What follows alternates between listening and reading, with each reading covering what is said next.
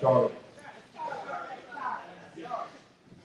Heavenly Father, we come to you tonight. Dear Lord, we thank you for this time that we can come together for this informative meeting. Dear Lord, first I want to thank our sheriff's office for all that they do, Father God. They work so hard for us, and Brother Greg is wanting to keep us informed and what's going on, not only in the county, but in the state, and what's going on with our immigration and all, Father. We appreciate that. We appreciate all the dignitaries here, Lord, that have come down tonight to talk to us, Father. Father, John Kennedy said something a long time ago. She said, it's not what your country can do for you, but what you can do for your country. And I truly believe that it's time for us to take a stand and stand up for our rights, Father God, to be informed and so we can take the right action, Father God, that we can get on our knees before you and pray, Father. Father, forgive us for the sins that we've committed against you in this country, Father. Father, we pray forgiveness and repentance, Father. Father, we pray that after tonight we'll be better informed on what's going on along our borders, Father God, and in this precious nation that we live in, that we love so much. Father, we give you honor, we give you praise, and we give you glory. In the name of Jesus Christ, we pray. Amen. Amen. Let's do the American flag. Pledge allegiance to the flag of the United States of America and to the republic for which it stands, one nation, under God, indivisible, with liberty and justice for all. The Texas flag. Honor the Texas flag. I pledge allegiance to thee, Texas, one state, under God, one and indivisible. Thank y'all. Real quick here, I would like to apologize. Morgan Terrell, I talked to him about probably maybe 2 hours ago. He is still in that beautiful city of Washington, still trying to deal with the national debt. He apologized for not being here, but he did send some of his staff. I do have Representative Ernest Bells here. He's got a function that he needs to do.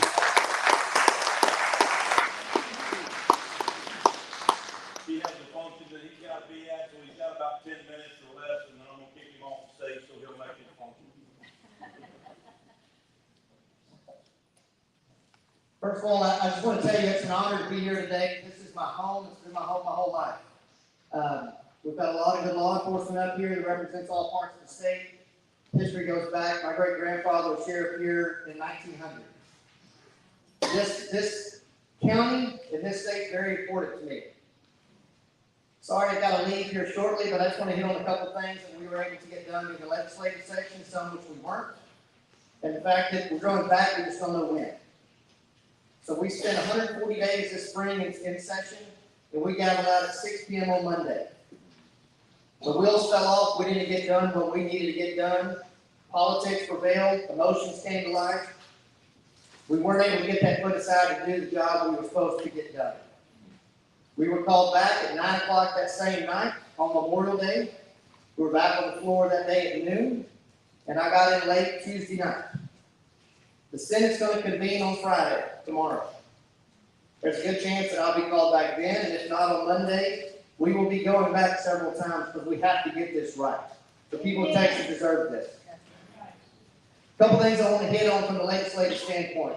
There are ways in which we can support these gentlemen that are up here and what we're doing across the state. Money first and foremost. Manpower, and have a negative consequence to breaking the law and have a complete disregard of the law here in the state of Texas.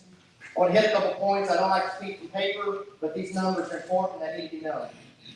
There are $5.106 billion that we just allocated to maintain state border security commitment through 13 state agencies.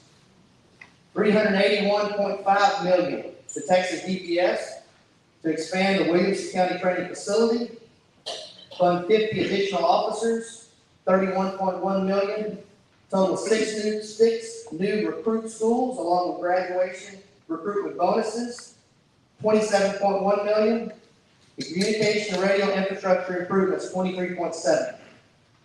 Spent $330.8 million for county law enforcement contingent on enactment of legislation to establish grant programs to provide financial assistance to qualified sheriff, constable, and prosecutors' offices in rural counties. We need resources here. We need radio operability. We've got to support these guys. We have changing demographics. We have a lot of threats, both seen and unseen. And these guys have to be prepared to handle that at any time. But House Bill 6 delivered swift punishment for fentanyl-related crimes in Texas, increasing penalties for the manufacturing and delivery of fentanyl.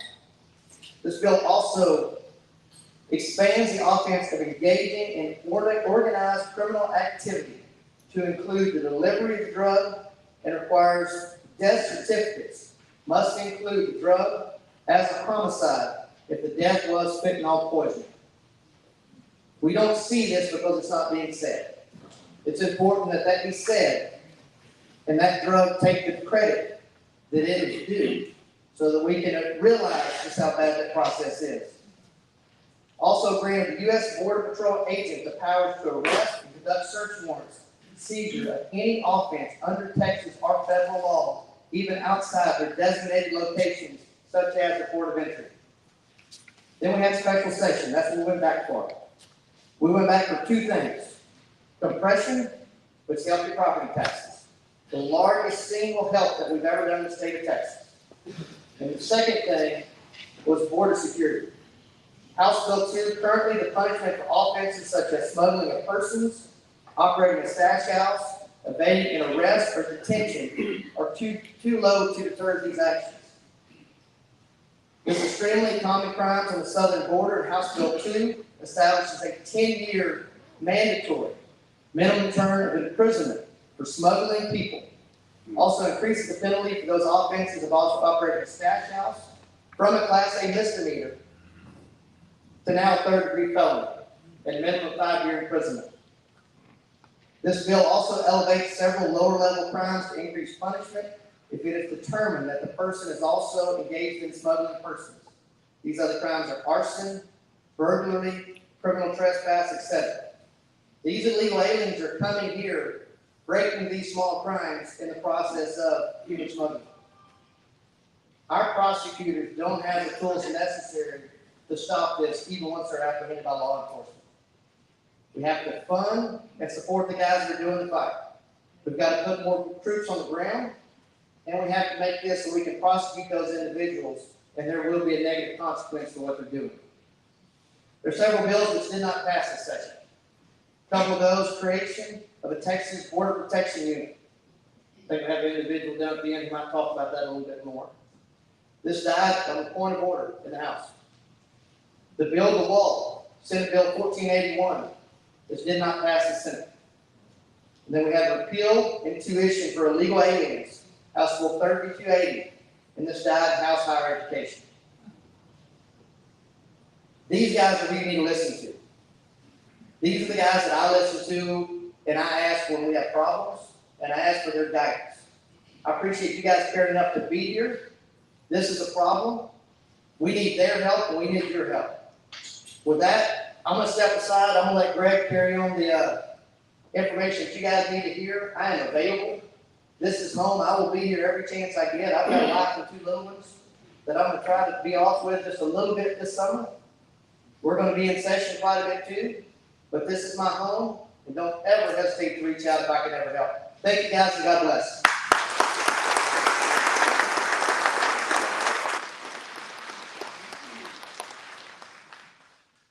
Yeah, he's got a hard job. I'm glad it's him going to Austin every day versus me. I've got some information here. I'm just going to run through it real quick.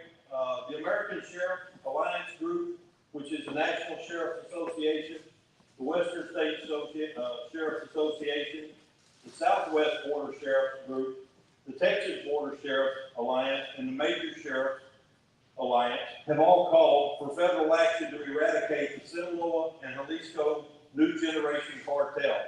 both of which are based in Mexico. There's 107,000 overdose deaths within a 12-month period, with that 12-month period ending August of 22. So from August of 21 to August of 22, 107,000 Americans have died due to overdose. That has to stop, which is 35 times more than the 911 deaths out of New York City. Both cartels are directly responsible for more deaths, human and sex trafficking, and violence in our nation. We as every American need to help eliminate the cartel networks and operations. This is a life and death situation which every party that votes needs to adhere to. We need to stand tough on that. This is not an immigration issue.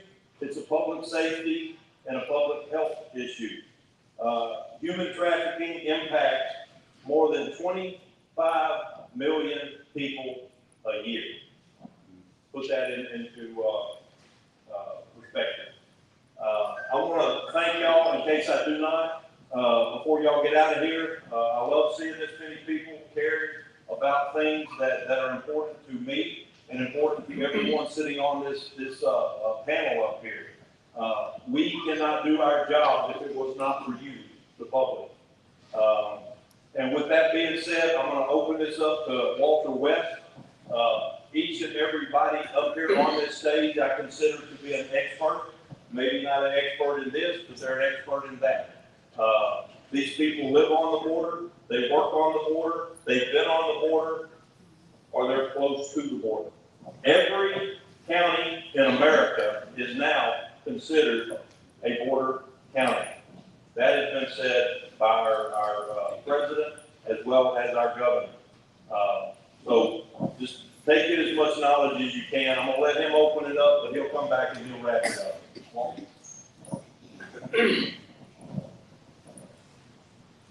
Thank you, Sheriff.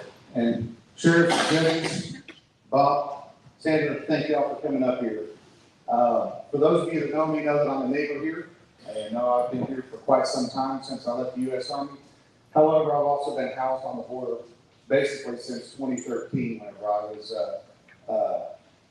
disabled by the United States Army in a small thing we call an explosion. Since that time frame, I thought I was going to be getting out of the military. Fight for terror is over for me, and I was going to get back into oil and gas and do the fun stuff that I used to do prior to becoming a police officer and firefighter back in those days when I did that as well.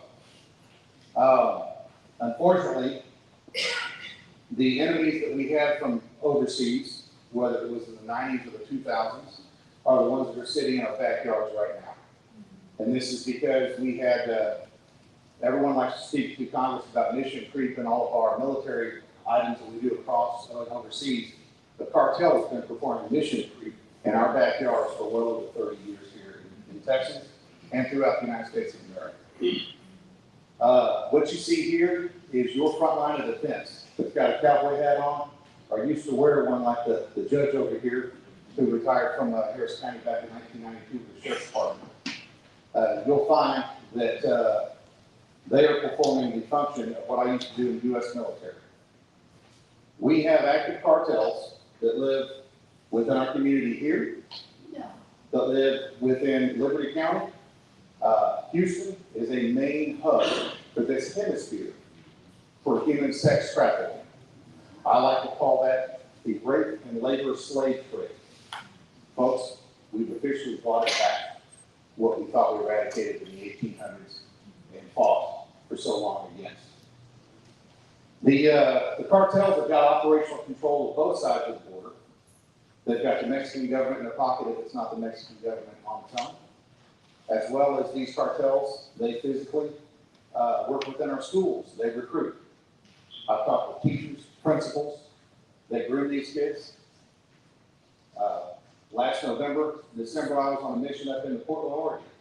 We recruited 3 out of 7 girls that were trafficked up there by the cartel. And these were not illegal alien children. This is a very real problem. When we talk about fentanyl, I used to hand fentanyl out like it was candy in the United States Army. That's no joke. Whenever that was one of the best drugs that we could have for U.S. Army soldiers that had just been shot that couldn't get them to the hospital. Your congressman now, his brother, underwent the same help with those things. Everybody had a fentanyl lollipop, believe it or not, like candy. Fentanyl now, people are they're coming across it. And it's not that it's a drug that's going to kill you, it's a drug that stops your body from breathing. It literally shuts down your autonomic nervous system. Your lungs, they stop breathing. That's how people die. That's why, with what Representative Bales had to say about those bills we want to pass here in Texas, to issue in the death certificate the fact that there was or was not that drug. We don't know about that drug very much because nobody's looking for it. They're only hearing about it in an investigation if the investigator wants to include it into his paperwork. These are the items these sheriffs are fighting for. You'll find that our state sovereignty is, as well as what you guys have recently experienced in the past 2 months, our state sovereignty is under fire. This is the United States of America, key entry on the states. Your first line of defense, like I said, wears the hat up here or sits on the court and allocates the budgets that are needed. Sometimes the budgets that are needed are not allocated, and your sheriffs are having to work with what they've got. I have a lot of respect for these individuals. I've been a part of many task forces over the years. I've seen good cops, which you're looking at up here. I've seen bad cops, which can't seem to get the death penalty for working with the cartels, but we can definitely incarcerate them where the taxpayer dollars are going to hold those guys accountable for the rest of their life.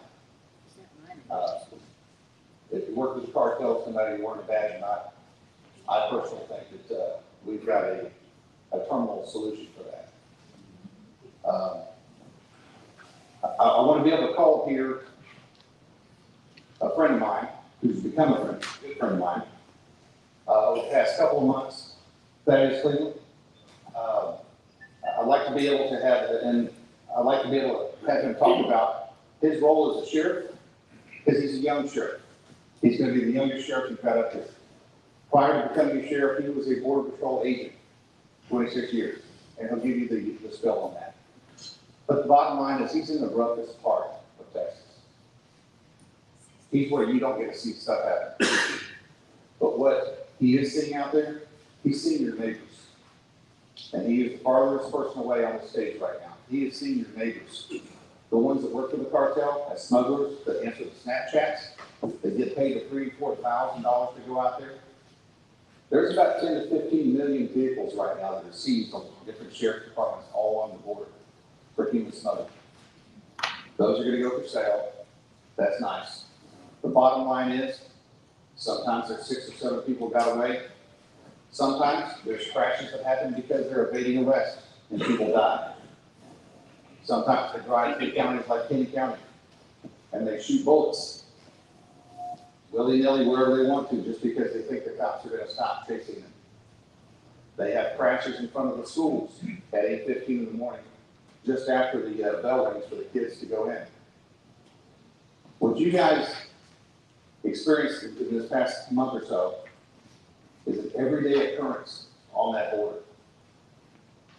I had the unsightly ability to hang out here with this gentleman one day, and he had a dead body in the back of his truck because he has to go pick those dead bodies up whenever they don't make it to civilization.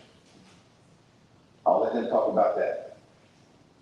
At the same time, what needs to happen, your state legislators, your senators, your governor, they need to hear from you. I spent 4 years beating my head up against the wall of the Republican Party in Texas. Never to want to stand here in front of you and say, I told you so. Now I'm getting calls from congressmen, from senators across the nation saying, what can we do? I only wish you'd listened in 2019. I only wish you'd listened in 2018 when we first came to you with this problem. That being said, Thaddeus Cleveland, Terrell County Sheriff.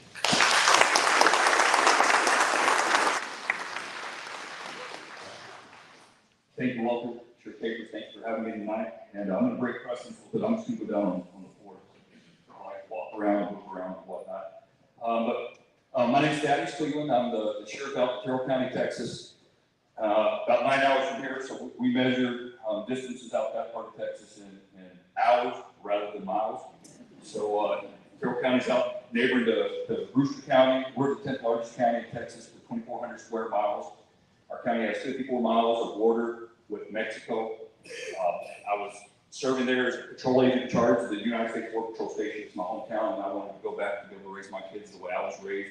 We're, like I said, the 10th largest county, but we only have about 800 residents in that county. And to describe it just a bit more, just if you could use your imaginations a little bit, if you're at the cell phone store, you're looking at that map of America, and it's all red, because that's where you have cellular service, except there's one little spot, and that's where I'm from. We have very little cellular service. But I'll tell you what, it's a great place to be from. And Walter mentioned it, as I stated, I spent 26 years with the Border Patrol. Before that, I was a veteran of the United States Air Force. And since first grade, I knew I'd be in law enforcement. My grandfather was a sheriff in Terrell County as well. And that's just something I wanted to get into. I'm often thanked by people. They say, man, your job's so hard, thank you for what you do. And I tell them I'm in law enforcement for that reason. That's why I joined. What's hard about my job, and as Walter mentioned, we actually had our fourth death yesterday. The deceased illegal alien trying to cross the border. And as Walter said, the roughest part of the terrain along the 2,000 miles of border with Mexico, out where I live and where I'm from. Mountains, hills, canyons. I tell you, people are desperate to cross where I live. And like the rest of the border, what we've seen this last 2 years, we've had a significant increase as well. We've had about a 460% increase in the illegal alien crossings. Now my portion of the border, we don't have a lot of infrastructure south of us to facilitate a large flow. We don't have a lot of infrastructure north in Texas to facilitate a large flow out of that area. We're nestled right in between Del Rio, Texas, and El Paso. That's about a 450-mile stretch of border, and historically, typically, we're the busiest station in that 450 miles, and that stayed true these past few years. So our apprehensions, again, it's a drop in the bucket compared to what's going on in Zapata County, which you see in Del Rio, El Paso, Rio Grande Valley, but historically about 1,000 apprehensions a year, about 1,500 gotaways a year. And then there's that number, I can't tell you what it is, of people that cross, and we have no idea how many make it through, where they're from, or what their criminal histories are. But the first year that President Biden took over, we went from 1,000 apprehensions to 5,500. And then last fiscal year, we jumped up to about 7,500 apprehensions. That's about 400% increase is what we saw. So we've seen a significant increase.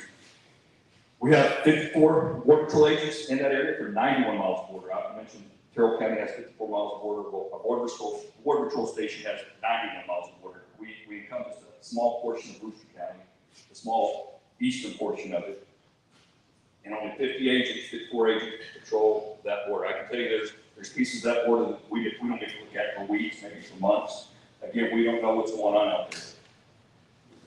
So we have 54 agents, we have 2 deputies, and I call myself, we have 2 of us at the sheriff's office, myself and my partner, Diego Gonzalez. He's a retired Border Patrol agent as well. He was also a peace officer up in Menard, up in Slacker County, and we've had our hands full. And I was telling Bob up here that I've had the time of my life. My family goes, don't you feel bad saying you've had the time of your life?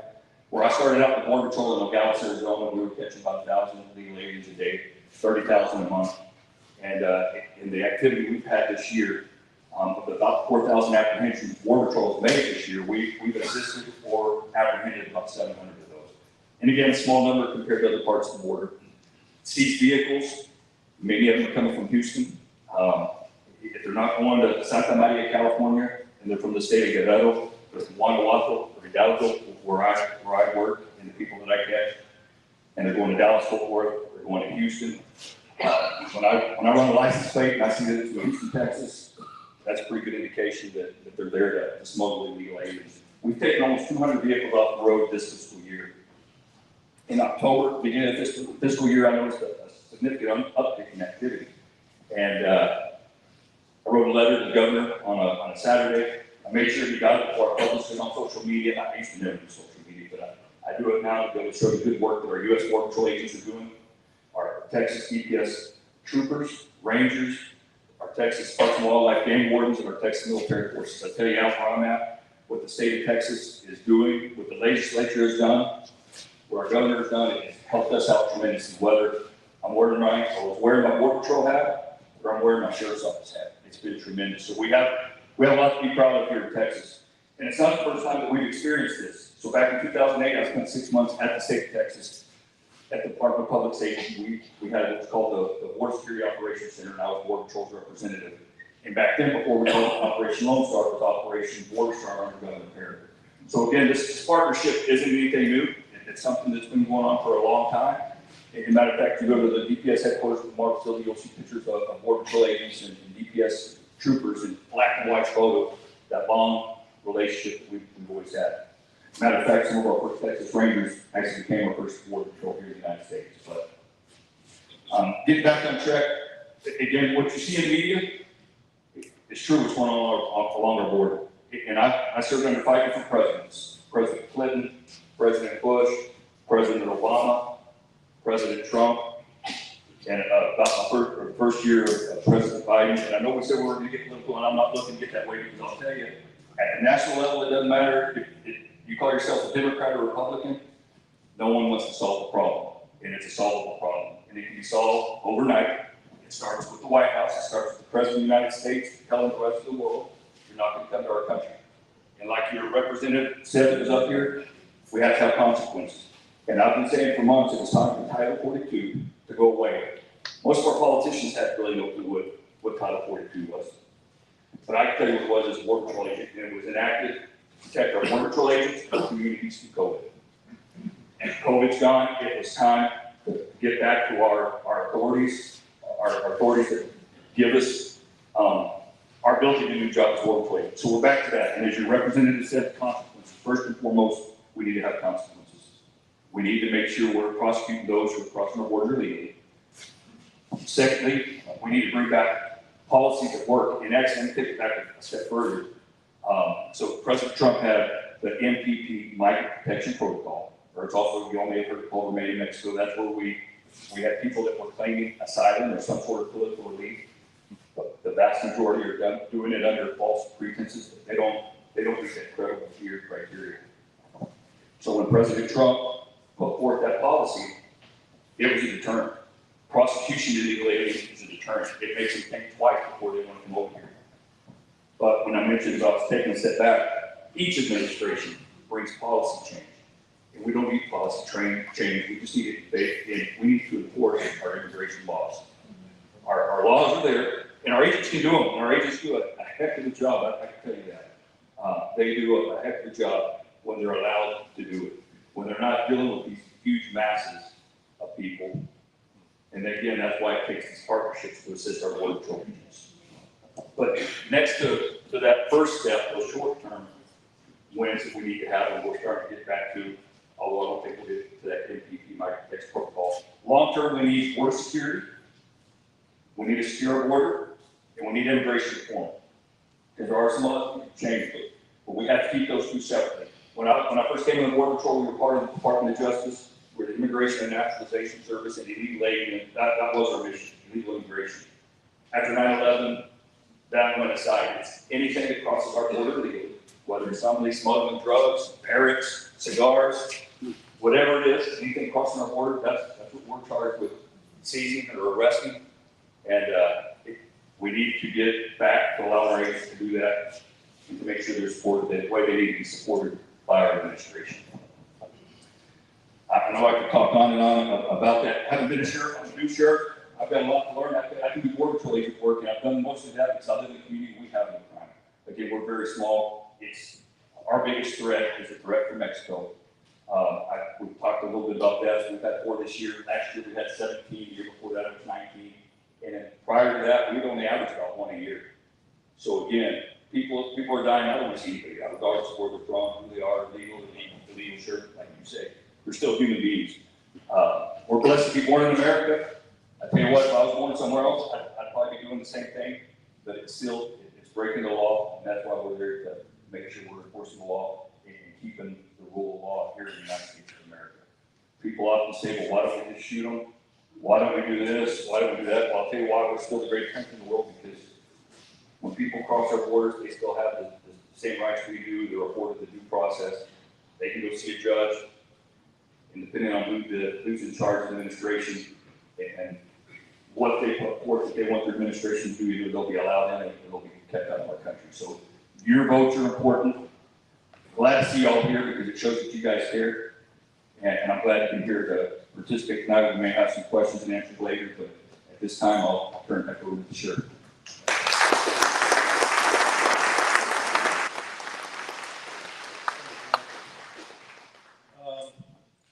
Yeah, it's 800 people in your whole county? Yes, sir. Wow. Okay. You want to send a few my way? In that little place where you can't get no cell phone, so I can't call you back. Right. At this time, I'd like to introduce you to a good friend of mine, Ray Del Bosque. He's the sheriff of Zapata County. They have a unique way of saying Zapata, and I'll let him do it, but he's been a sheriff, and he also sits on the Western States Sheriff Board. He also sits on the National Sheriff Board, dealing with border crisis, border security. Right?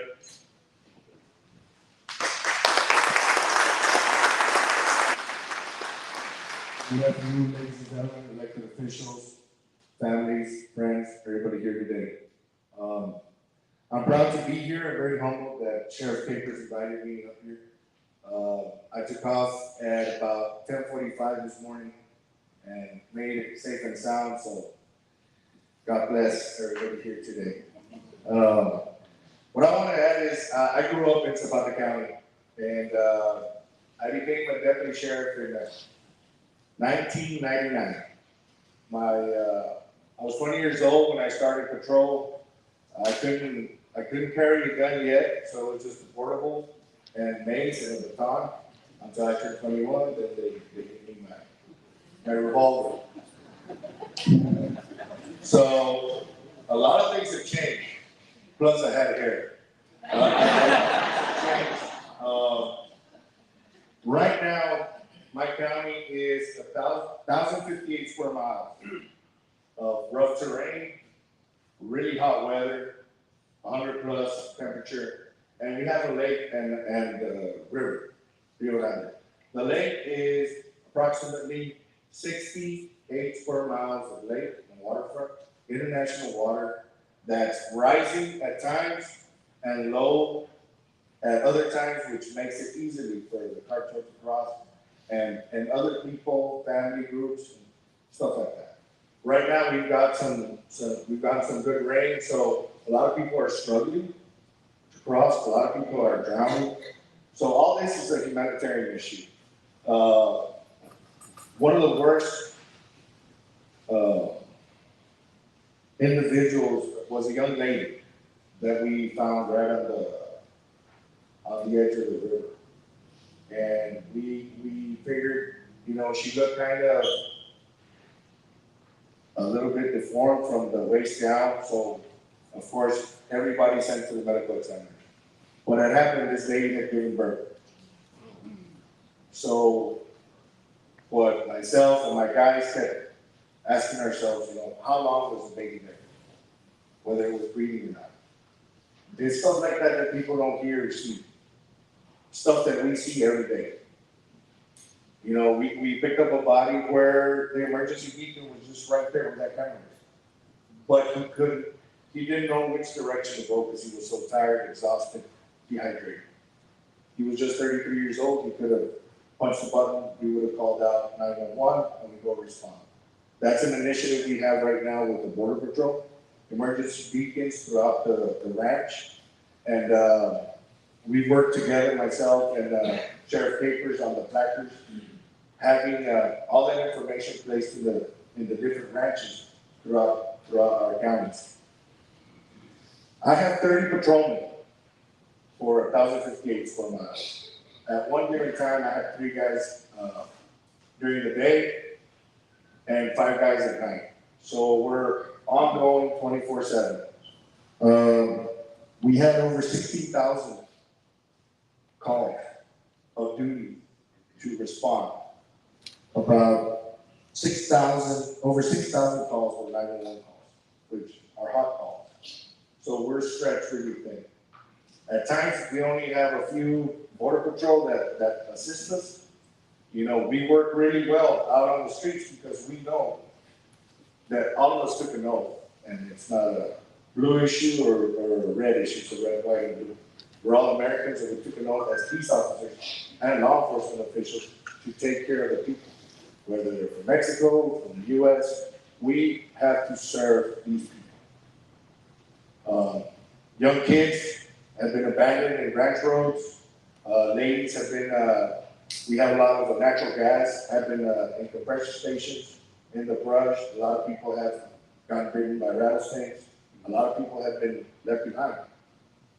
And it's really, really hard also that there's a lot of sexual assaults going on for the young females being crossed from Mexico. I've had a case where the young female shaved her head and she kept shaving her upper lip so she could grow a little mustache so she could get to Austin because she was constantly raped. She spoke really good English, but she had to go back and tend to her mother and father in Mexico, but her kids were U.S. citizens. She was raped. And we helped her put her in the right direction. We'll help her to seek help. I do get in a lot of the families that have been threatened by the cartels. I do get a lot of phone calls of people that might be missing that haven't showed up. Right now, I have a case that I'm working with a grandmother that a 4-year-old daughter was just abandoned in Mexico with some family members where the mother and father are working with the cartel. They don't want to know anything about the daughter because they don't want the daughter to get hurt or kidnapped. So I'm trying to get her over here to the U.S. with the grandmother. There's been a lot of information of guns, bullets, everything crossing back into Mexico through our creeks, through our river. You know, we've been doing counter surveillance, but by the time we get there, those guys already know where we're at. They have better system, better equipment, a better bulletproof ballistic vest, better firearms. So we're dealing with a whole new era of criminal organization, international. These guys are infiltrating our mom and pop stores, car washes, anything you can think of. They're infiltrating our system and our towns. Like all the sheriffs up here will agree, we're all border cities now. We're all border towns because we have these people poisoning our kids through social media, poisoning our people, our citizens. Fentanyl has been used for the military purposes. That was pharmaceutical fentanyl. Now it's illicit fentanyl, created to what? To destroy the human race. And we have to be aware of what's going on. A young female, I believe from San Antonio, passed away thinking it was a sleeping pill that a family member or friend gave her, and she passed away. My daughter came up here to a funeral a while back because supposedly one of her best friends also passed away with poisoning fentanyl. And I support Governor Abbott with the One Pill Kill campaign. I mean, that's a great impact. And fentanyl doesn't care. White, Asian, Hispanics, it doesn't have no remorse for life. It'll take anybody's life. It's like playing Russian roulette. We need to let our kids know about that, ladies and gentlemen. We need to be aware what the kids are communicating to social media, Snapchat, Instagram. Go in there and check your kids' rooms because before you know it, they're going to be in it too far and it's going to be too late. We need to see what and who they're talking to. I mean, this drug has different names: Scooby Snacks, He-Man, Jackpot, King Ivory, Shady Eggs, and everything is dressed nicely like a candy. And it's calling for these young kids because they want some sort of experimental drug, but they don't know they're playing with their life. As I've been sheriff, this is my first term. I think I'm younger than it. But I've been sheriff. We have been helped by Governor Abbott and Congressman Henry Cuellar tremendously through Operation Lone Star, Operation Stone Guard. We are all collaborated efforts working together to keeping Zapata safe. Governor Abbott sent the National Guard Camp 10 to Zapata County so we could monitor and look over our lake and river because the threat is there. Back in 21, I had a home invasion where the subject placed a call to two guys, which we were successfully arrested. He placed a call to do a home invasion and a hit on an older gentleman. Well, it happened that they just found his young son in the house and they took him out. The subject is still at large. You can see it up in the screen. Go back, Chief. These two gentlemen were locals from Zapata, but had ties to the cartel. We were able to infiltrate and get a lot of the communications, which we're getting intel that this subject, the shot caller, was giving orders that day, and he decided himself to come to the U.S. and take care of the problem. Maybe because the family decided to fight back and not let them cross to the ranch. Maybe because, the family knew too much that they had been crossing. That's a lot of questions that are unanswered that we're trying to figure out. We're, the Texas Rangers, DEA, FBI, a lot of the federal agencies are assisting us with this open case right now. We need the help, and thank God that Governor Abbott answered our calling, and Congressman Cuellar. They have been there. They listen to us. I still drive a 2010 Ford F-250 because I want my guys to have the best equipment. I want my guys to have the newer equipment, ballistic vests, shields, the proper training, proper education, so these guys can protect Zapata County.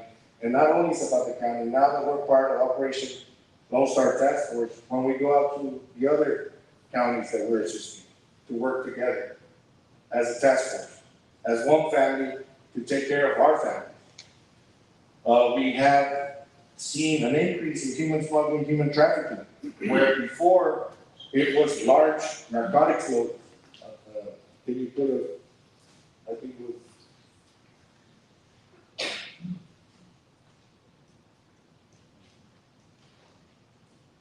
all these are stash houses now. These two homes are 3 blocks away from my house. 3 blocks away from my house. And there's a middle school and an elementary home 4 blocks away from those houses. So they don't care. They're doing this every day. Go back to the other one. This young man was a tango blast. As y'all can see, the Houston Oilers, he was headed to Houston in a Glow vehicle AT&T truck. He had 27 bodies in AT&T utility truck. He had small young kids on the side panels, just standing in there, cracking it, right over the thermos. They have no regard for human life at all. We're not seeing that much drugs. What we are seeing is fentanyl, pills, meth. We're not seeing the big loads that I used to see before, 300, 400 pounds behind the truck. Now it's 20 to 30 people behind the truck. They're involved in a wreck, and here we have bodies everywhere on the highway. What we're trying to do is stop this. There is a proper way for immigration to get their status, but then these people are being pushed by the cartels. We've gotten people from Brazil, the ladies were charged 20 grand just to make it to Zapata County. A lot of the Asian people were charged over 30,000. We caught a group, they were all all dressed in McDonald's clothing, like if they were gonna work. And right off the bat, the guy told me, we can't cross over there on 83 or 16, because that's the SETA side. They told us to go through Everville, and that way, through 16, through the east side, because we're part of the Gulf Coast, the new generation. If not, what can happen to these people, they'll be held to ransom, tortured, rape, you know, and all this is happening. But a lot of you people don't hear about this because they don't push it out there. They only push the news they want to push out. You know. Another thing, 50 cal ammo, we found long arms wrapped in cellophane in the little fishing boats coming in and out of the county. By the time we respond, ladies and gentlemen, it's too late. We're acquiring 2 boats, so I'm hoping we can have 24/7 patrol on the lake and river. And I hope these gentlemen get paid what they deserve because they're putting their lives on the line, just like all of us are. But these guys are gonna be open targets, because of course, the lake and the river, there's international waters. We're constantly gonna be in chases, boats ramming each other, because it already happened to a couple of game wardens. There's gonna be a lot of traffic going through there. One more thing, this right here, that's a shot of a coyote. That guy that's leading the people through the brush had it in his front pocket. He's the one that calls the shots in the brush. If he tells the person that's the weakest, leave him, he's gonna leave. And nobody can help him out, because then you'll probably lose your life as well. We were able to catch this guy, he gave us a lot of information. We were able to get a lot of apprehensions. These people, ghillie suits, like the snipers, these guys are actually doing counter surveillance on this side. They're already on this side, and then they go back on their boats to Mexico to provide information. A fisherman told me, if the fish boats are upside down, that means the lake is safe, the cartel's not there. If they're right side up, you better not even cross to that area, because it's going to be dangerous. I constantly tell people, we need to be vigilant of our surroundings. We need to know which families are moving into our areas, what's happening to these houses, because if you see something, say something. Call Crime Stoppers in your area, call the sheriff personally, like they do in my county. Call us, let us know what's going on. You know, we have an open door to hear you guys, but if you guys don't come talk to us, come tell us, you know, we can't respond. We need to communicate. And that's where a lot of the problems are. Washington did not communicate with the border counties, with the border sheriffs, or with the whole nation at all.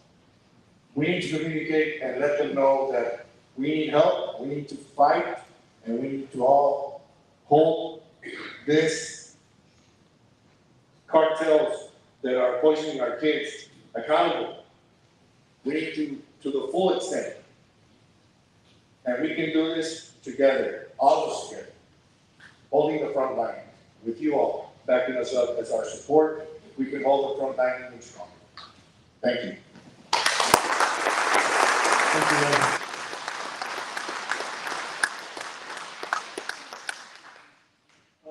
Very informative. At this time, I'd like to call up Sheriff Roy Boyd from Goliad County. He drove about 9,000 hours to get here. Right, but he drove shorter distance than Raymond. But yeah, take it away. Thanks for having us, Sheriff. Thank y'all for being here. Like you said, I'm Roy Boyd.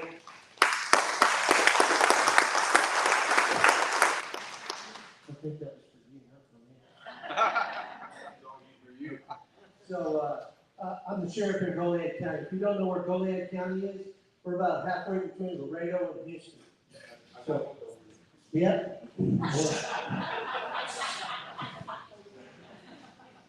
We have a good intervention team. They even stop the sheriff.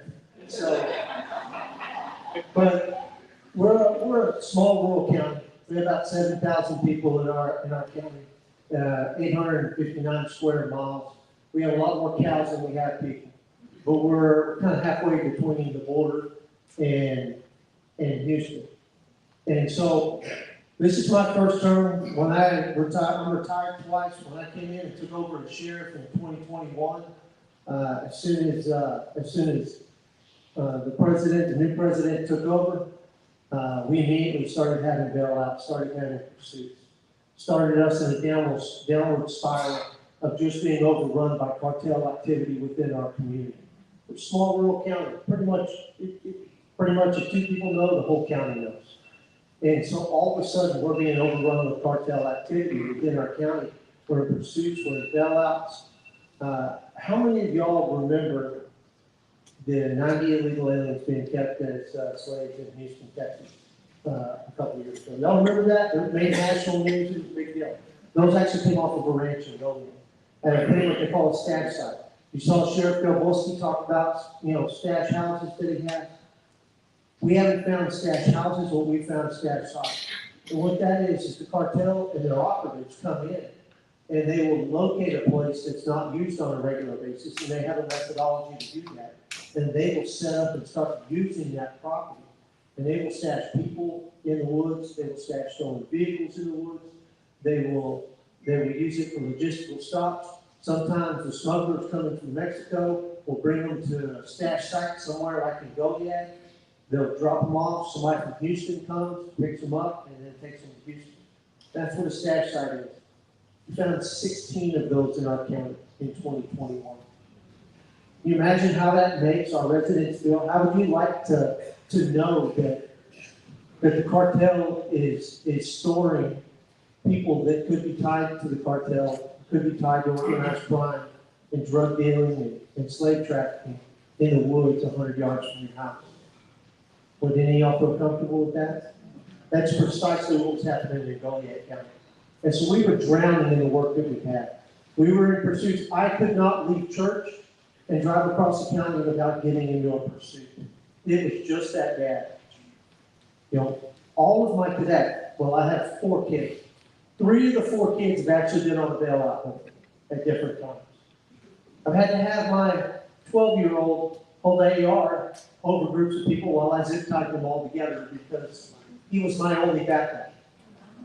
Because I'm in a county with, at the time, 1 to 2 deputies on the street. And if they're on a call on the other side of town, there's nobody else to help me. So my kids had to help me. I would take pictures of my kids standing over the illegals, and I would send it to the governor and tell him this is how bad it is. But just like Ray, I've got to give credit to the governor, because what the governor did was he stepped up. And Ray and I were invited to a meeting in 2021, and the governor wanted to know what to do. And so we gave him our advice, and know that when I went to lead that meeting, they came in and said, we want you and we want Del Bosque to come up with a methodology for the funding of this program. And so we did. We submitted our information to him, and I got to give it to the governor because he listened. And as a result, he started providing Operation Lone Star funding to local agencies like us. Thanks to that funding, I've been able to hire 5 people, buy all their equipment, all their cars, pay for all their overtime, all their travel, all their training, 100% out of Operation Lone Star without a dime to the local county taxpayers. The governor pays for it.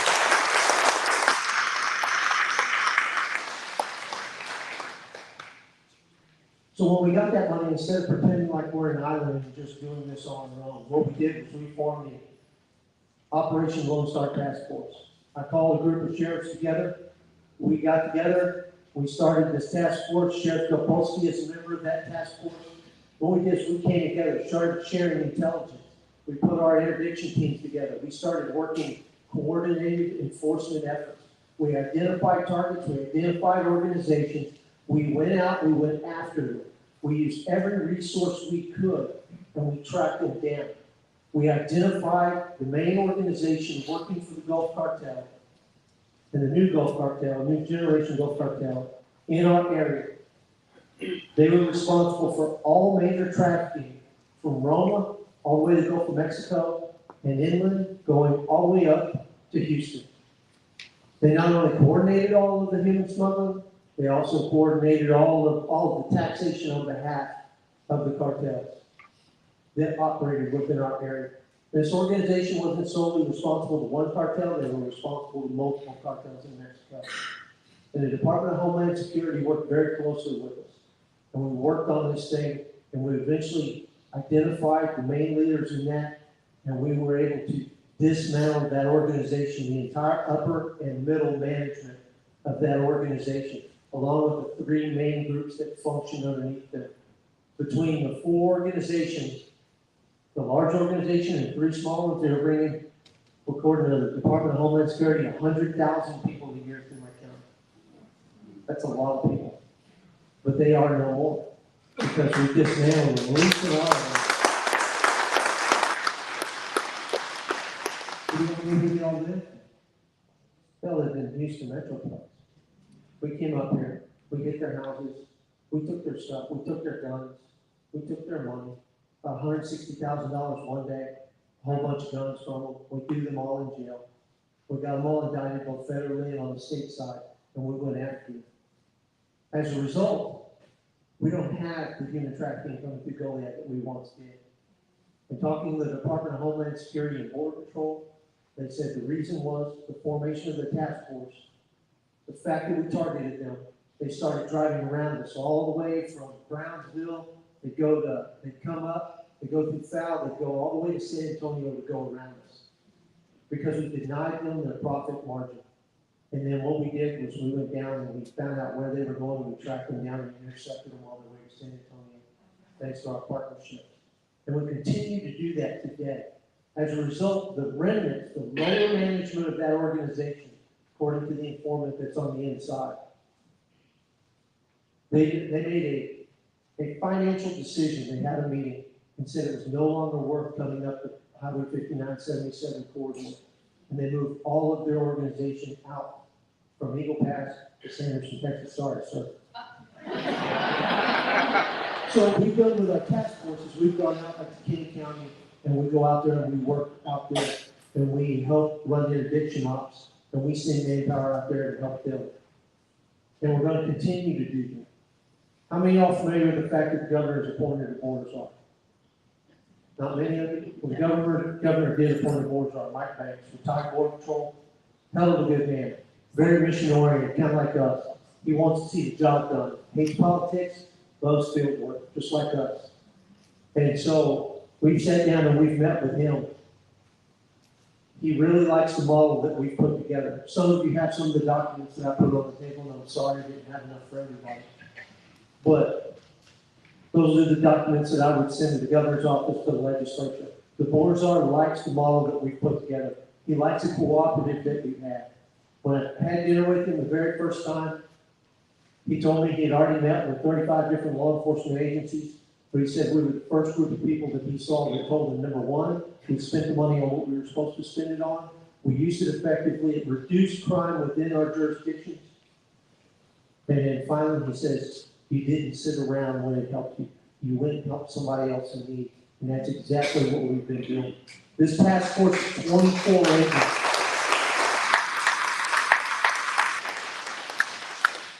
My original intent was to replicate this task force across the state. So what I've done is I let the new board czar know. I said, listen, we're going to replicate this in different areas. Yesterday, I met with some western counties out south of San Antonio, and they are going to create the Operation Lone Star Task Force West. And the sheriffs out there are going to come together, and they're going to form a task force. Because what our task force has done has really pushed a lot of traffic on them and caused them a whole lot of issues. And so we want to stop that because we want to deny the cartel's profitability everywhere. But beyond that, every single one of our cases leads to the Houston region. Cleveland seems to be a really big place, your neighboring county over there seems to be a really big place for illegal alien activity. There's a whole lot going on over there. But what I've done is I've reached out to Sheriff Capers. All right, I've known Sheriff Capers quite some time. I know most of the sheriffs within this region. And what I've asked him is I want him to be in charge of the Houston Regional Operation Lone Star Task Force.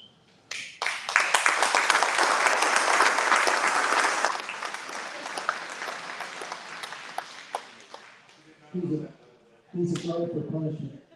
So, actually, he did know that, because I have called him. But this is one of the reasons why we get a Christmas card from him. So, but you may ask yourself, you are one of the smaller counties population-wise. What do you have, about 25,000, 30,000 people here? So 27. So you may ask, why would I call Sheriff Papers instead of calling Lane Henderson or Brian Hawthorne in Chambersburg? There's a reason. And I'm going to tell you that because there's no other sheriff within this region that's as qualified and has seen what goes on and knows what to do with it than your sheriff. Your sheriff is the one. The sheriff is a man who garners much respect. I've already talked to the state, and we can get things done. There's another Operation Lone Star grant cycle coming up, and we're all going to work together to try to get your sheriff resources at no cost out of your local pockets. The money is there. The governor has already told us that he has $100 million for local law enforcement.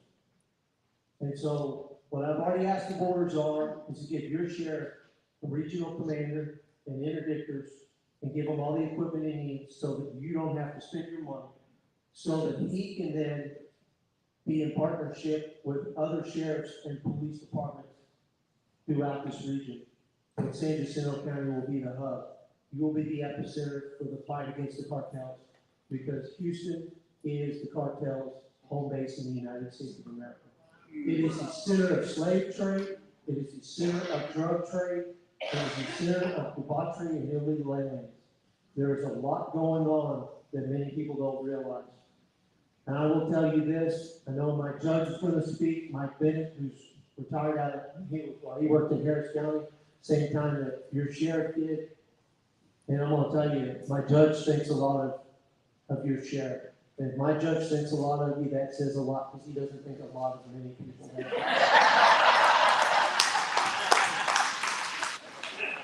The only person I've ever seen talk him down in the field was my 10-year-old daughter. Because he taught her in Sunday school. So, and I think she out-talked him. But I will tell you this, and that is one of the reasons I'm here to tell you it is coming. It is here. Because if they're in the woods in Goliad, they're probably in the woods in your county. They're in the woods all throughout the area, throughout this region. They're in houses, but there's no sheriff in this region that I've worked with pretty much all of them that I would trust to lead that fight any more than I would Sheriff Papers. I'll tell you, I'm a seventh generation Texan. My family lost one at the Alamo. We lost 5 in Goliad, the Colonel family. My wife comes from the Houston family. My judge is a descendant of a San Jacinto captain who fought in Texas independence. And I will tell you, you know, my wife thinks a lot of you too, so that's got to say something. Even though she could be accused of, you know, bad judge of character since she married me, but I'm going to tell you this. We've got a lot of work to do. It's not going to be easy, but if you don't have the right people to do it, then there's no way to accomplish it. And as somebody once told me, there's probably 3% of law enforcement leadership actually stepping up and doing what needs to be done. Because you can't have people who put their feet on the desk and think they're retired in place. You have to have people who have drive, that have the education, know what they're doing, they've seen what needs to be done because they've been there and they've done that. And they have to be willing to do the right thing at all times, at all costs. And so I come here and I tell you, the fight is coming to you, but you're in good hands. And like I said, the reason that we asked your sheriff is because there's nobody in this region better. And I'm going to tell you, you're fortunate to have him, and we appreciate his partnership because we value his input. And so I'll turn it back over. I'll talk too much already. But thank you, Sheriff.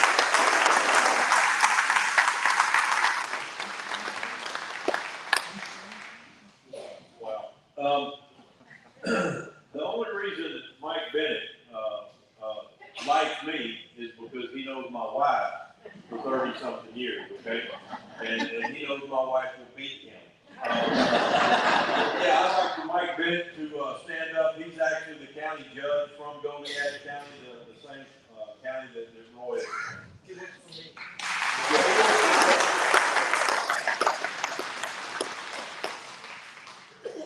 get started, I'll tell you that I've known Greg so long that he was thin and I had hair. That was a long time ago. So back in March of 2021, I was trying to mind my own business at my desk there at the courthouse. And I get an email from the guy, his name is Brent Smith. He's a brand new county attorney in Kenny County. None of you know where that is. Brackettville. Had never been to Brackettville. You have to be going to Brackettville. Nothing's on the other side. Terrell County. So, here's that. So, he writes every county judge in the state of Texas. Think about that, there's 254 counties. And it's basically a letter that says, we're in trouble here.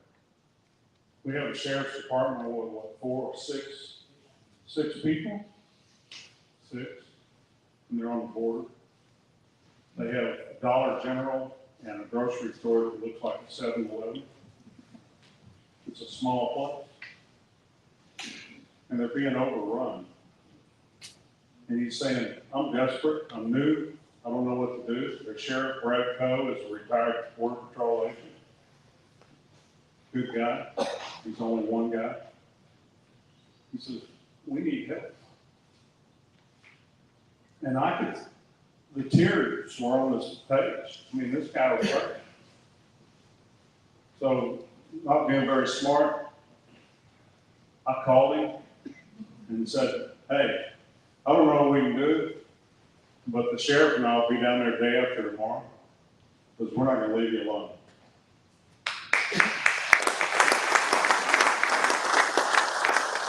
So we went down there, and the county judge and this young man and Brad Coe, the sheriff, Roy and I, were sitting there in their little district courtroom, and we came up with the idea that they filed a disaster declaration for everything else.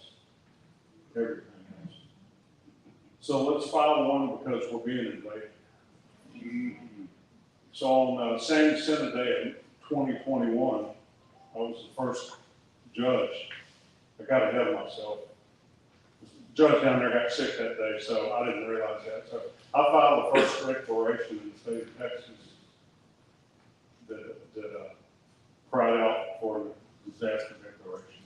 And as a result, I was immediately moved from Greg Abbott's Christmas card list. Because up until that time, he was not being pressured much. And then many other counties joined suit.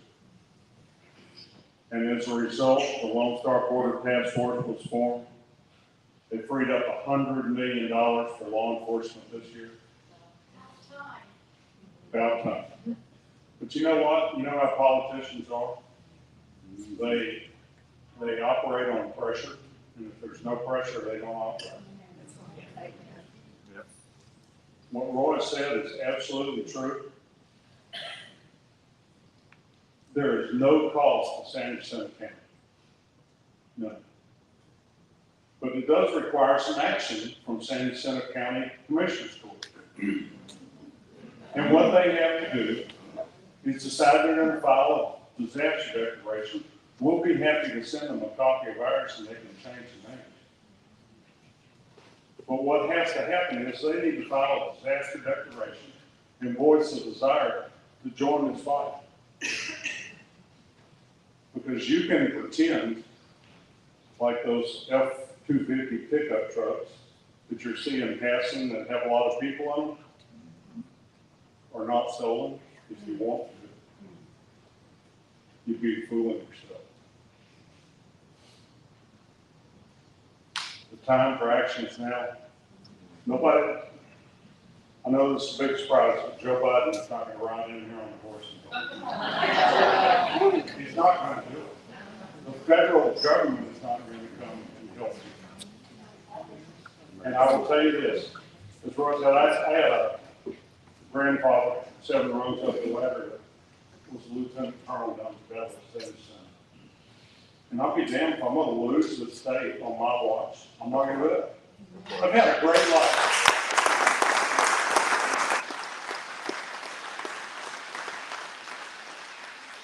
I've had a great life. I've never won without eating. I've always been able to get a job. It's been pretty good. Got a good family. Feel relatively safe, just like all you. I'm looking at this audience. None of you got your belt wrapped around in the middle of your back. You're eating good. You're sleeping in bed at night. You've had a good life. And it's time that you gave back. So I'm not trying to be harsh. I'm telling you, you need to challenge yourself, to challenge your commissioner's court, to get up and do something. We will. This is a no-cost deal. It's the right thing to do. It's the right thing to do. Now, I'm not trying to step on their toes, but y'all have as much at stake as Goliad County, or Terrell County, Hidalgo County.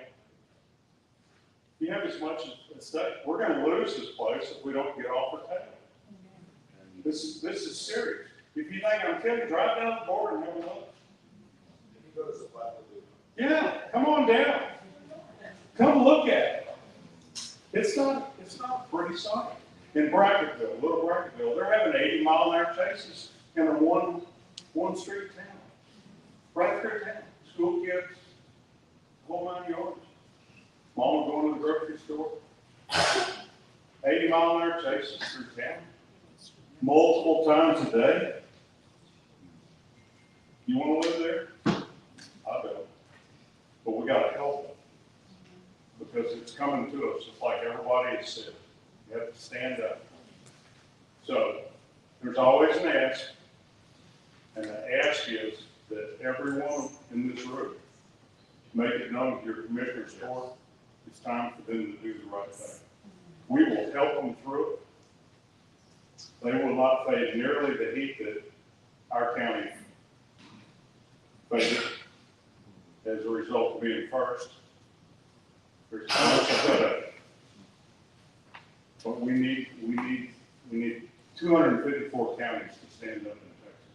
Amen. Because we're all Texas, right? Right. So, as Roy said, I worked with Greg a long time ago. He's a real policeman. He's covered all parts of law enforcement. He understands what it takes to get the job done. And for a small county, you're very fortunate to have him. And he's standing up saying, I'm ready to go. I just need Commissioner's Court to file a declaration so that I can apply for a grant. We get $1 million a year. To put that in perspective, we have a $3 million budget for our sheriff's department here. We're a small county. We get $1 million extra a year for the sheriff's office. We've got 5 additional hands, 5 vehicles for them to drive, all kinds of new equipment, license plates, readers, new technology that is so secret they had to kill me if they told me about it. It's good stuff. You can have the same thing with San Jacinto County. So please, get up, go see your commissioners, and tell them how you feel. I appreciate it. Thank you.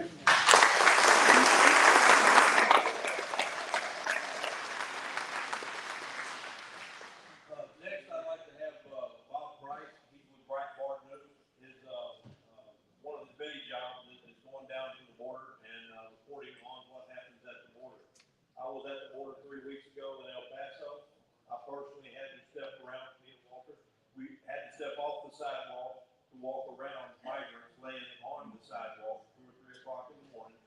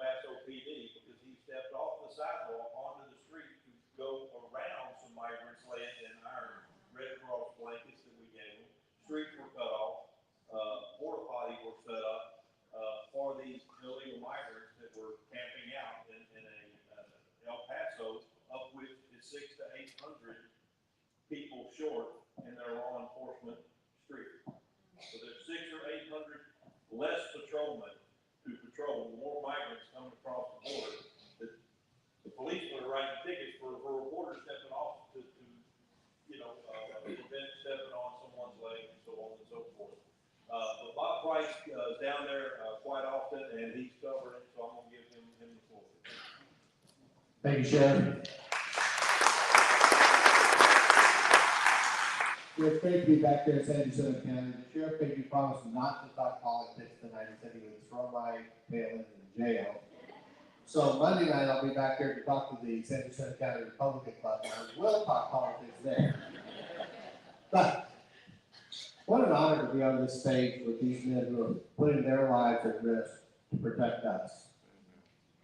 The phrase that every town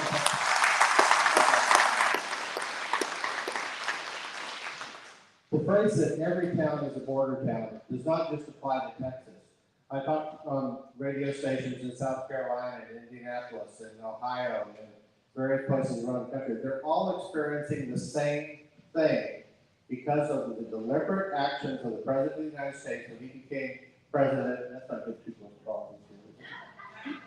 Sorry, on January 21st, 2021, he deliberately changed the policies. These are not failed policies. These are deliberate decisions made with the advice that was given to them by the outgoing administration. They decided to do this on purpose. And now these gentlemen are having to deal with the consequences of that on a daily basis.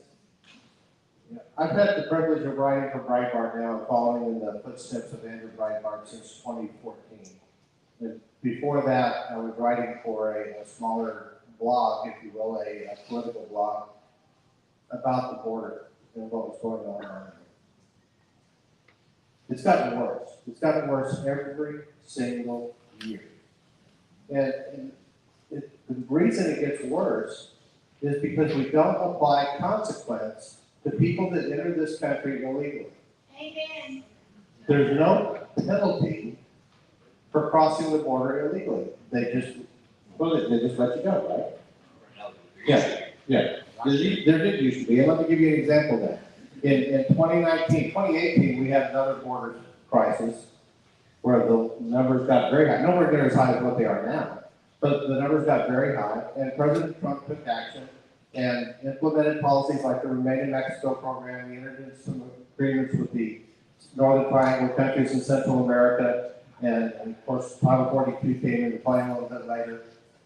But they stopped the crossing because the migrants knew that if they crossed the border, they would get sent back. That's the only way you stop this. If they know that when they cross the border, they get apprehended, they will be sent back, it stopped. And the reason I say it stopped, apprehensions dropped to 19,000 along the entire southwest border for the month of May in 2020. President Trump's last full year in office. 19,000. We had more than that crossed in 2 days in the Rio Grande Valley sector on the first part of May. That's how bad it's gotten. And these guys are living that every day. I talk to sheriffs all across Texas who are 200 miles, 400 miles from the border, who are engaging in high-speed pursuits. Their deputies are engaging in high-speed pursuits every day. Not the bad guys that just robbed the 7-Eleven store, but people that are smuggling migrants, smuggling drugs into the interior of the United States. Why? Because they're making a lot of money. You heard the numbers tossed around a little while ago. People paying $20,000, $30,000 to get here. Well, right now there's a big surge in Chinese migrants that are coming here, and they're paying up to $50,000. And 90% of these people, there have been more Chinese migrants apprehended this year than in the entire 7 years prior to that combined. And 90% of those are adult, single adult male, military age young men. They're paying up to $50,000 to come to the United States. Now, where does a 25-year-old man in China come up with $50,000? Either the government's paying for it or they owe the cartels for getting it here. And they work in indentured servitude, in construction, in various other hospitality industries, things like that. You see this happening all the time. You hear about the women that are being brought up in sex traffic, but you're also seeing men that are being beaten, tortured, and abused along the way because these cartels know that they can do whatever they want and get away with it. The federal government has refused, and even under Donald Trump, refused to designate these cartels, certain factions of the drug cartels, the cartel Nuevo new generation in Jalisco, the Sinaloa cartel, the Gulf cartel, Cartel del Noreste factions of the Zetas cartel. The government refuses to designate those as foreign terrorist organizations. They're driving around northern Mexico in armored trucks. They're using drones to drop bombs on people. Breitbart a few years ago formed an organization called the Cartel Chronicles, where we have citizen journalists in Mexico who risk their lives to tell us what's going on in Mexico on that side of the border, the absolute dictatorial control that these drug cartels have on the people that used to be a great place to go. I mean, you guys grew up down there. It was a great place to go visit. Now you can't go almost anywhere in Mexico that's not controlled by the cartels.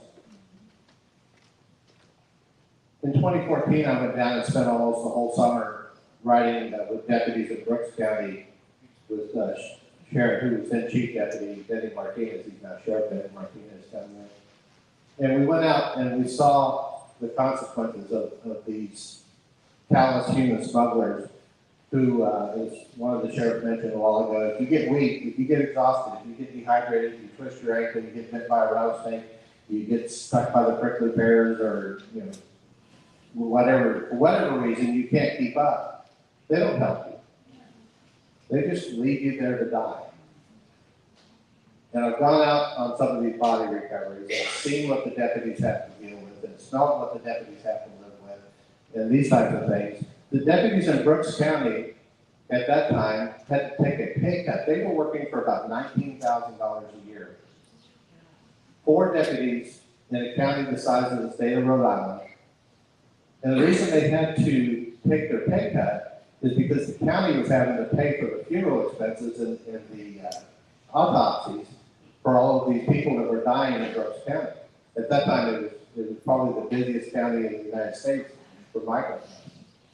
So we started writing about that and shining the light on it, and as you mentioned a while ago, creating some pressure, because that's what my job is. My job is to take what they're doing and tell people about it so we can create political pressure to get some things to change. And at that time, we met with Lieutenant Governor David Dewhurst, who got some money from Brooks County and got them to not have to pay for these things out of their pocket. And the deputies got their pay cuts back. But it's because of political pressure. So when they stand up here and ask you to talk to your county commissioners about what's going on here, you guys had a really unique thing happen here just a few weeks ago. An illegal alien who'd been deported 4 times, shot and killed 5 other people from Honduras in a little bitty place just outside of Cleveland in San Jacinto County.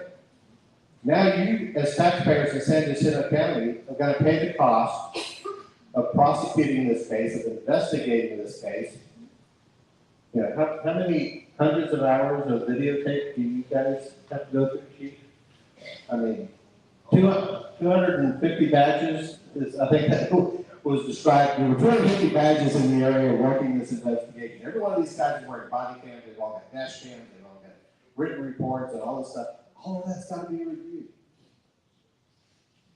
That costs money. That costs you money.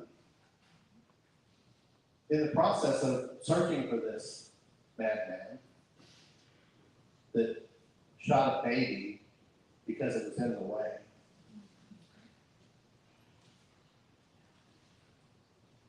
they found a marijuana grow operation. And I was fortunate enough to go with the deputies when they paid a visit to that location. You could smell the marijuana from the street. And it was on the backside of the property. Pretty nice big piece of land out there. And it's just the tip of the iceberg of what's going on, not just in San Jacinto County, but over in Liberty County, in Montgomery County. There's little colonias that are set up in all these places. You see, I've heard reports of signs that say Sinaloa on buildings when you're going around there. Those are warning signs. Those are telling you, don't mess with this place because you will get the full wrath of the cartel. That's what you're dealing with. You are Border County, USA. And you just woke up one Saturday morning and found out that happened. So, it's not just a phrase. It has real impact, it has real consequences to the taxpayers of your community, to the citizens of your community, and who they have to live next door to, and what they have to see, and what they have to experience.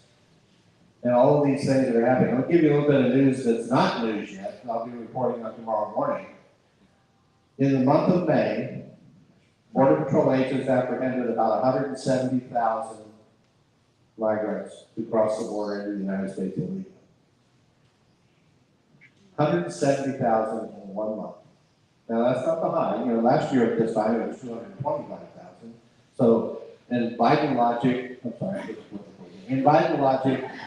it's not 225,000 now, it's 170,000, so I'm doing a great job. Just like when it's not 9% inflation anymore, it's only 5% inflation, I'm doing a great job. When it's gasoline, it's not $4 a gallon, it's only $2.30 a gallon, I'm doing a great job. Never mind that it was $1.25 when I took office. That's what's going on across this country. The Swanton sector of the Border Patrol up in northern New York, Vermont, and New Hampshire has apprehended more migrants crossing, Mexican migrants crossing, migrants from other nations as well, but Mexican migrants crossing from Canada into the United States. They've apprehended more this year than they have in the last 3 years combined. In the Miami sector, they're apprehending more migrants, Cubans and Haitians and Chinese migrants who are crossing in tiny little boats that they nailed together and put 55-gallon drums on the side of so that they'll stay afloat, and made their way to the United States. They've apprehended more migrants who've entered the United States on the beaches of Florida than the last 3 years combined. It's not just the southwest border, it's every coast of the United States. And we've got to stop this. We have to apply consequences. Now, the Biden administration had predicted that when Title 42 ended on May 11th, that these numbers would jump to about 18,000 apprehensions per day. 300,000 a month. Fortunately, they were wrong again. We did see a dramatic spike in the days leading up to the end of Title 42, where it actually jumped up to, I think the high was about 12,000 per day, about 2,000, 2 days before the end of Title 42. That number has since dropped off because the word has gotten out that they're actually, for once in this administration, they're actually applying a little bit of consequence, and they're returning some people back to Central America, and they're putting people back across the border into Mexico, and Mexico is flying them to Chiapas at the other end of the country. And so that's what you see happening now when you apply just a little bit. Imagine if they actually enforce the law. And with that, I'm going to turn it back to you, and let's the people who actually enforce the law talk about what they're doing, because you guys are doing a great job. And congratulations. I've only got about 1.5 more speakers. I'm gonna let Sandra talk for about 2 minutes, because if I tell her 2 minutes, she'll take 12. And then I'm gonna bring Walter up, and then what I want to do when I end this is I want to open it up for questions, but I want people to get up and walk around to the bathroom. We will kind of split up here at the front, and then if you got a question for anyone particular, one of these experts, please step up at that time, ask them, and then, but I really appreciate y'all coming before we end this thing. Well, I was going to try and stand over there, but I was gauging that mic stand, and it's not going to work out. So it's fine, I'll stand over here, even with what is on, it's just not worth it. My name is Sandra Whitten. Many of you guys probably know me, hopefully, from our show, Texas Fully Loaded. I'm Walter's common sense partner in crime. So we try to make sense of what's actually happening. In 2009, I moved to Texas. I was born and raised in Southeast Virginia. Don't shoot me, I promise. It's okay. I'm really from the South. She said. I'm really from the South. We have grits and everything. And when I first moved to Texas, though, I was told, you can't go to certain places because you're worth more dead than your agent is alive. What? I'm sorry, I'm in the United States of America, I'm a US citizen, don't tell me where I can't go. So you can imagine how well that worked out for anybody who told me that. And so what I did is I started exploring my new hometown of Laredo, Texas. We sit right on the river. We are the #1 trucking port in the United States of America.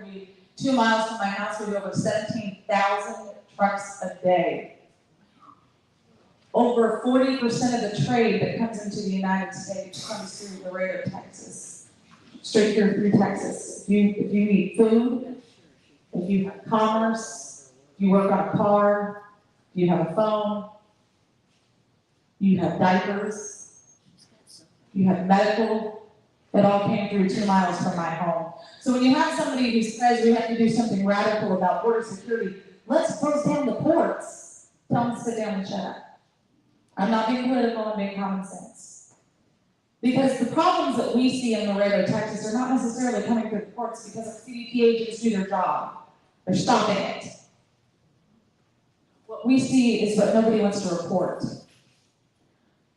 Last year, we saw an increase. Mr. Rice was actually talking about it just a minute ago.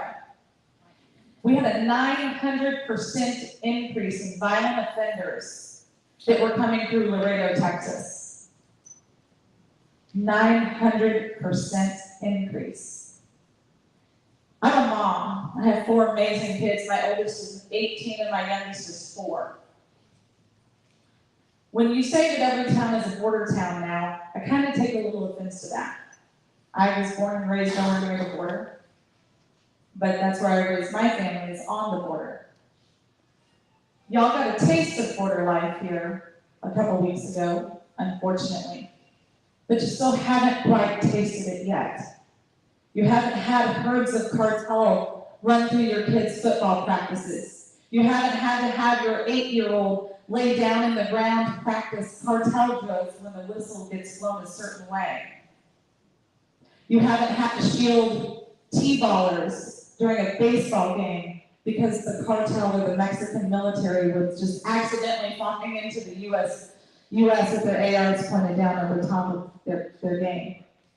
You haven't had to deal with that. You haven't had to deal with your spouse or your partner coming home covered in blood, not being able to sleep for a few days because they held someone's hand for the last time because they were so dehydrated they couldn't even get an IV in. And he's the one they call when nobody else can get it done. You don't know those horrors. I challenged many of the county judges in South Texas who were being silent on this border crisis over the last several years that I've been involved on a national level, on a state level. And I said, you know what your laziness is causing across the state of Texas. My goal is to make it so that you're not a border community anymore, or never even have to face that. You know what the response was? You know what? I have to worry about what's happening here in this county. I can't be concerned with what happens outside of my county. We need judges like this one right here. Yeah.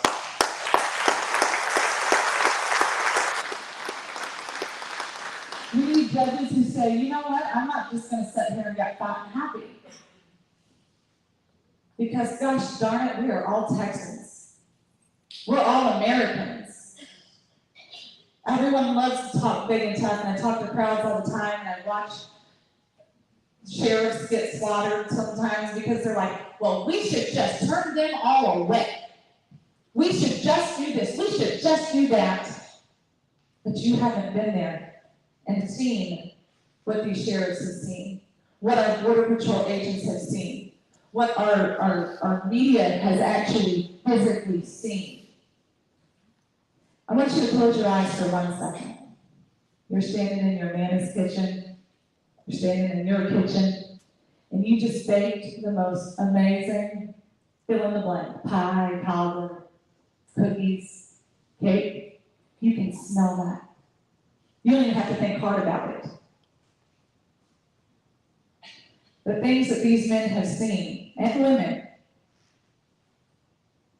produces smells in their memories, just like that cake just did for you. These are real horrors. You would not look a child in the face who you can see their veins and say, get out of my country. Not one of you would do that, no matter how hard you think you are. But yet that's what you see on social media. This is beyond a crisis. This is beyond a strong line in the sand. Several years ago, I was with my children and I had a Border Patrol agent shirt on. I was pregnant with our daughter. And a Vietnam veteran came up to me in South Carolina. I'll never forget this as long as I live. He came walking up to me with a cane in his hand. And he was limping. His hat said Purple Heart. And he looked at me and he goes, ma'am, are you really a Border Patrol family? And I said, yes, sir, we are. And he said, I am so sorry what your agents are going through, because they're being treated just like we were. And I am so sorry, because I know what that feels like. You don't have any idea what it feels like unless you walk in those shoes. And every single one of these men have walked through those shoes. I remember 2 years ago, almost 2 years ago, we were down on the border, and I'm quite the frequent flyer journalist, you can tell you. We were down on the border, and we watched as the groups were just coming across. You heard them on the Mexico side, hey, we're sending 80 over. Of course, it's in Spanish, you don't want to hear that from me. And the National Guardmen would go, okay, send them on. We just sat there in disgust and horror. I mean, we were just dumbfounded. I've lived on that border for 14 years. Guess how people were coming across? Their hair was done. Their nails were done. Brand new shoes, no dirt on the bottom of the little kids' shoes. That was planned. There is an invasion happening in our country, but the problem is that there are victims on both sides of this river. And there is no one-size-fits-all answer to it. There really isn't. The best that we can do is use the resources that are available to us. And when we get a problem solved in one county, just like Goliad County did, it's up to us to then say, okay, we fixed it here, now let's go to the next county. Let's go to the next county. Because guess what? I live in Red County. That is very, very far away from San Jacinto County. But the thing is that the commissioner's courts will hear us. The governor did start hearing our cry. They did try silly things like just closing down ports of entry or putting in new regulations that all of a sudden had to get followed for a couple of days. That backed up trade, that backed up people getting important medications. All of those things actually happened, but the governor did hear us. And Michael Banks did come to the rescue and said, let's push back. And that's exactly what's happening. And it's a great thing. And more and more and more, we're seeing the productivity of good men and women standing up to do the right thing for the right reasons, not for pride. And it's a beautiful thing. That is what is important. I'm all about we the people work. I don't want to just present you with a problem. I don't want to just tell you about what's going on. I don't want to rip your soul out, but I do want to tell you when after we witnessed these people coming across our border, and this goes to kind of give more light on some of the things that the sheriffs have talked about. There was a video that was sent to us the very next morning, and it was noted as the Valentine video. There was kids, between about 12 and 16, 17, being conservative there, and they literally carved out somebody's heart. And they were swishing it in their hand, and they were laughing, and then they started kicking it around like a hacky sack. And then they started dismembering this child, because that person was not an adult yet. And they were playing with it like it was a toy, like there was no reaction here. This was just a fun science experiment, right? Like those kids that go to school. They really have no concept. There is really nobody that's crying for these children who are caught in this cartel violence. I have sat on my front porch in Laredo, Texas, and listened to the cartel wars. I can see the smoke come up from Mexico. I have this school year, the one that just ended a week ago, the very first day of school, we go to pick up my kindergartner, and the Border Patrol had 8 people right outside the bus ramp. My school has been locked down because of the cartel running through. These are real things that are happening in the United States. We don't have to let any more cities become a border city or a border town. But it takes courage. It takes just a little bit of activism. It takes real we the people work, because we do not have the opportunity to be silent any longer, regardless of where you live. Because your silence is your compliance. Complaining on social media or around the kitchen table, it's not going to cut it anymore. Every single one of you is capable of sending an email, writing a letter, or making a phone call. Sending this information to 10 people and saying, this is who you need to contact this week. This is who you need to X, Y, and Z. And letting them know, because without it, these men right here are useless. We have got to push back. This is not political. It doesn't matter if it's a Republican or a Democrat in your office. And you don't have to only write the ones in your office. You can write anybody, because that's your right. When I was in Austin last time, I got to speak on border security measures. There was people there who were speaking with translators from 3 different countries that were not U.S. citizens. So by golly, if they can do it, show me one person in this room who has an excuse. This is about we the people work. This is about standing for our communities and making sure that no more cities in America become a border city. I want to thank Sheriff Capers, who's a dear friend of mine. I wondered why in the world he let me speak, but I guess that was why, because I just needed to add some class to the table.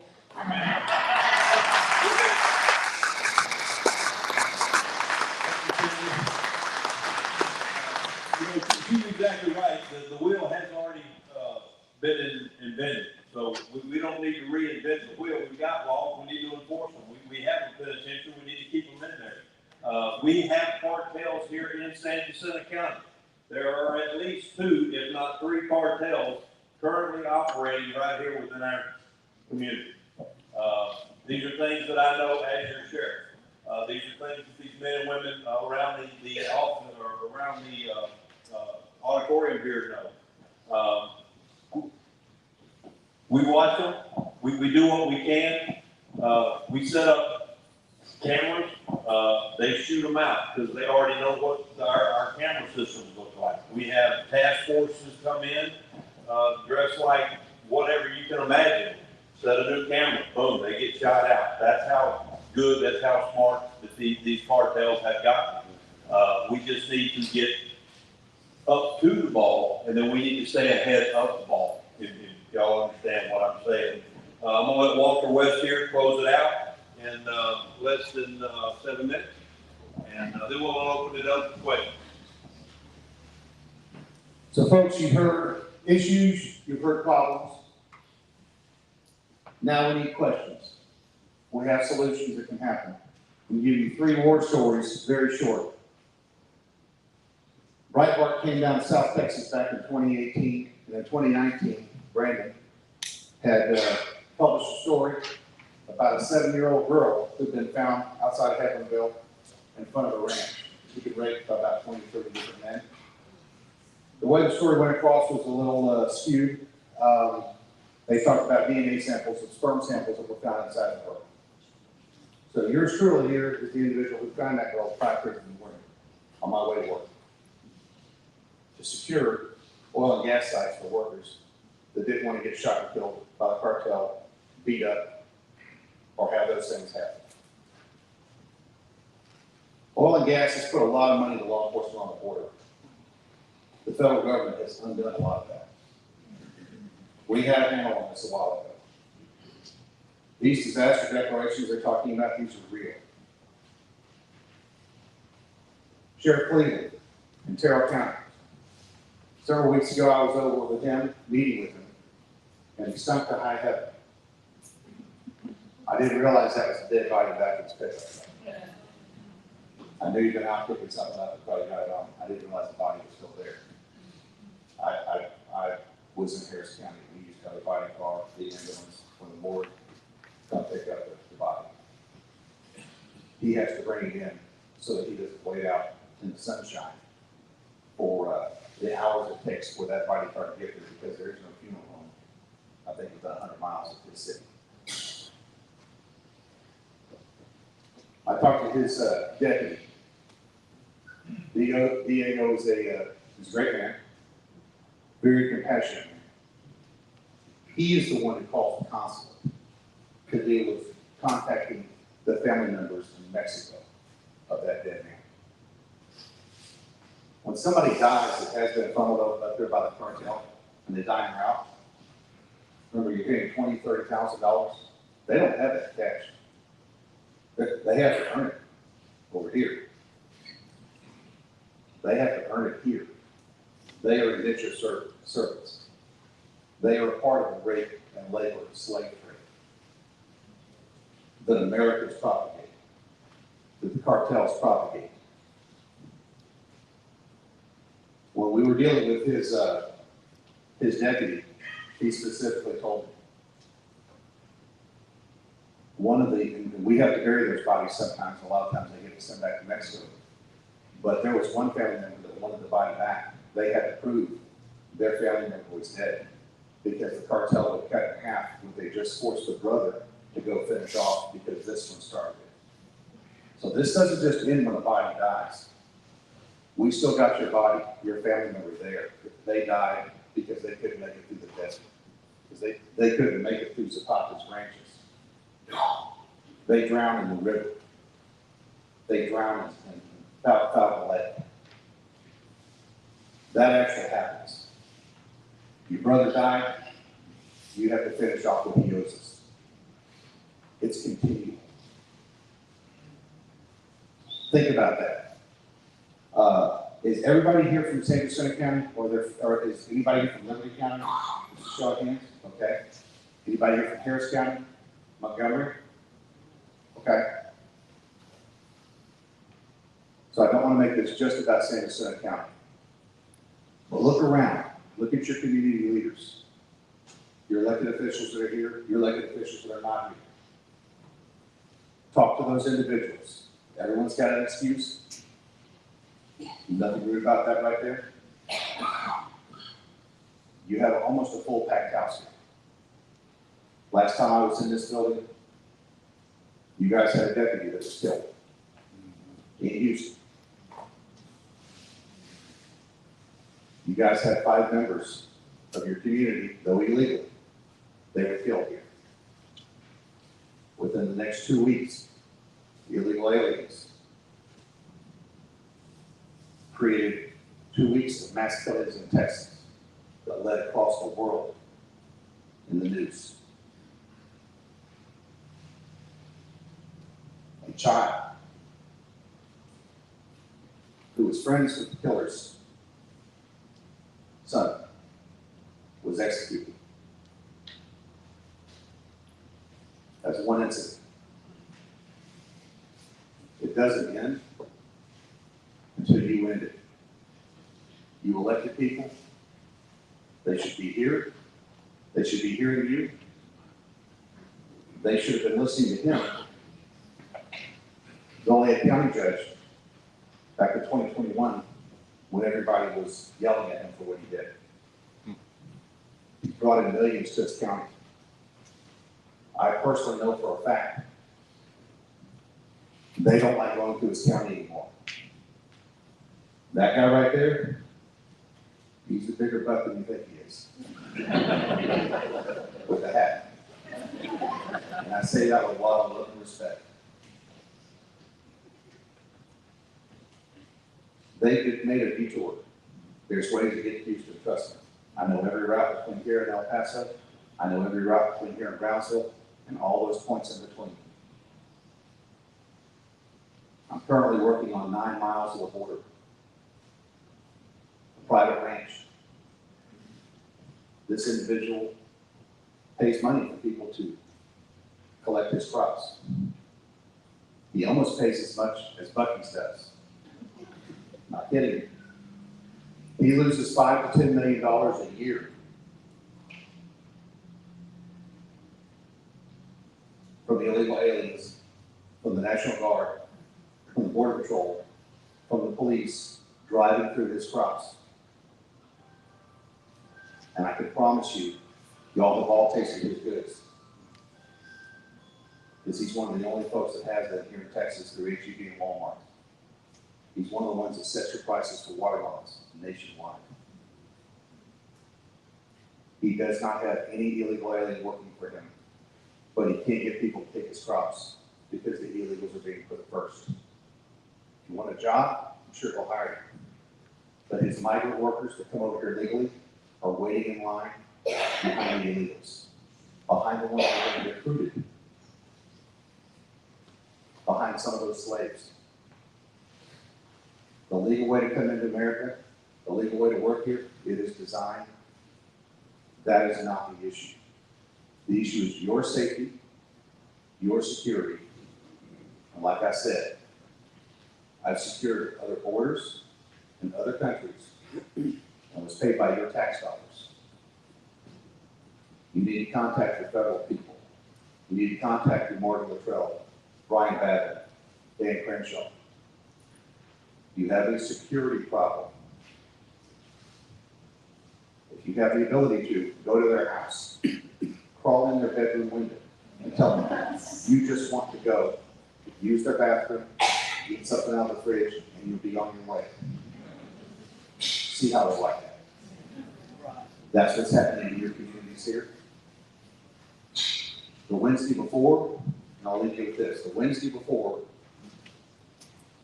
y'all had your mass killing here, as it was laid out. The Department of Public Safety issued a number in Liberty County, Plum Grove, Texas. That number was in a boundary, the same city size as the geographic city limits of Beaumont. They have well over 100,000 illegal aliens that live in Liberty County. Not all those people are bad, but all those people are here illegally, and all those people are here. This is your time to ask questions to these individuals up here. And as he said, it's going to be an open floor, so you can come up and pick people aside. I've known Sandra for quite some time. She actually took on Congressman Henry Cuellar, which is a good friend to Ray Del Bosque, who's a good friend of mine. Y'all want to talk politics? This man's county right here. And he's a Democrat, just so you know. This man's county is the only county that flipped for Donald Trump in 2020 in Texas. That was a Democrat county, folks. Politics ain't in on this. I've seen more Democrats do better Republican work than half the Republicans in the party. Go with that right there. At this time, like I said, get up, use the bathroom, whatever you need to do. We appreciate you coming out. You got questions? We have answers. You have solutions. We got ears. Okay? Thank y'all very much.